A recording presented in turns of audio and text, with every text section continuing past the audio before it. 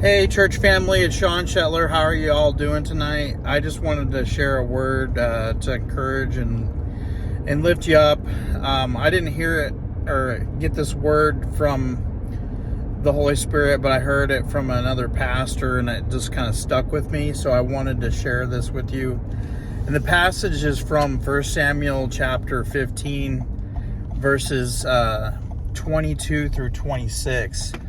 And it's when Samuel is essentially telling King Saul why he is not going to be chosen by God to be king.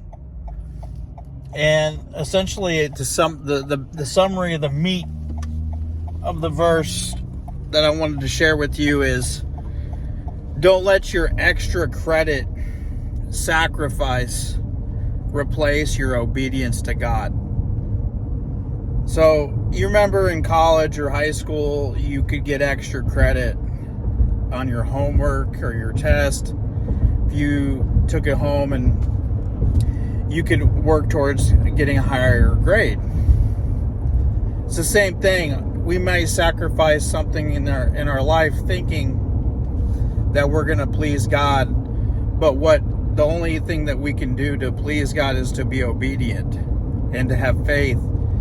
And because it says also in the Bible, without faith it is impossible to please God.